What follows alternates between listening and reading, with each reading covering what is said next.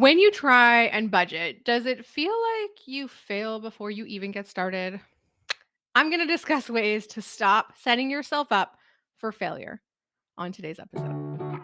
Hi, I'm Amber, today's host of the Debt Free Dad podcast, where we help normal, everyday people like you take control of your finances so you can live a happier, less stressful life. Today, we're talking about how strict budgeting can lead to burnout and failure by eliminating all the fun from your life.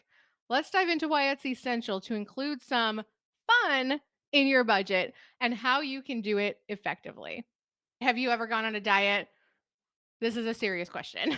You're like, I'm eliminating sugar, I'm eliminating carbs, I'm eliminating all the bad things, right? And then a few days in, you might be reaching for that ice cream sandwich in the freezer. You might be reaching for those chips in the cupboard that were left over. Listen, budgeting's kind of the same way. I did this myself. I put a strict budget. We were going to pay off our debt in 12 months. That was the plan. We had it all planned out. It was good. But then we got a few months in and it was hard. We had eliminated so much from our budget that we weren't having fun in life. It was literally sleep, eat, pay off debt. So we had to incorporate some fun into our budget, including some times to eat out, some savings for travel. And yes, we traveled and went on vacation while we were paying off debt. Did it increase how long it took us to pay off the debt? Absolutely. Is paying off debt crucial? Yes, but it's also important to enjoy life. Strict deprivation can lead to fatigue and failure, making it harder to stick to a financial goal.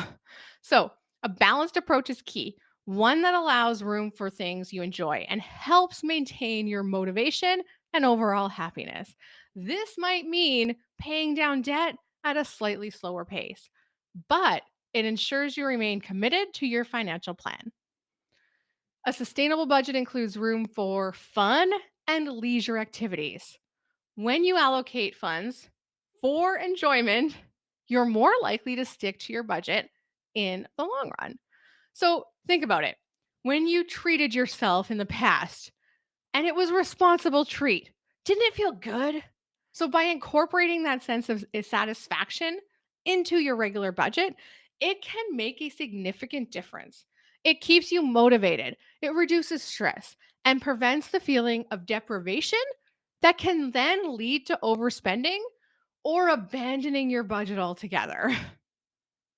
Having fun within the budget means maintaining a healthy balance between financial responsibility and personal happiness. So, by allowing yourself some leisure, you create a more enjoyable and realistic financial plan.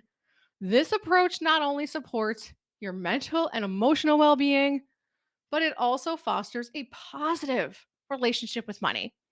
So, as you make steady progress towards financial freedom, remember that enjoying life along the way is crucial. It's part of the journey. Okay. I hear the budget haters. I hear you all the way across. This like you're listening to me, you're watching. I hear you. Okay. Budget. Ew, I hate that word. It sounds so limiting. Listen, if budget's not the word for you, call it something else, right? Just change the terminology. It can help you reframe how you think about managing your money. So, here are a few alternatives. A spending plan. This implies a proactive approach to managing money, or maybe a financial roadmap. This suggests a strategic plan guiding your financial decisions. Maybe use the term cash flow plan, which emphasizes taking control of your money, telling it where to go. By adopting one of these terms instead of budget, you might find it easier to embrace the process of managing your finances and working towards achieving your financial goals. So, I've got some practical tips for you for including some fun into your budget. First, you want to allocate a fun fund line, fun fund line on your budget. So set an amount for entertainment and leisure in your budget. This ensures that you have dedicated funds for fun, without feeling guilty. Try prioritizing experiences over things. Focus on spending money on experiences rather than material items can be more fulfilling and a lot more memorable. But I mean, it's your fund. It's your fund line, right? So if you like video games and that's what you enjoy doing, buy the video games, guys. Add it to your budget. Now, lastly, you want to plan for seasonal activities. By budgeting for seasonal or annual events in advance, it avoids last minute splurges. Planning ahead can help you save and ensure you're not caught off guard. So, by incorporating these tips, you can enjoy life while staying on track with your financial goals. Now, as a disclaimer, adding a fun line should only happen if you have the funds in your budget to do it.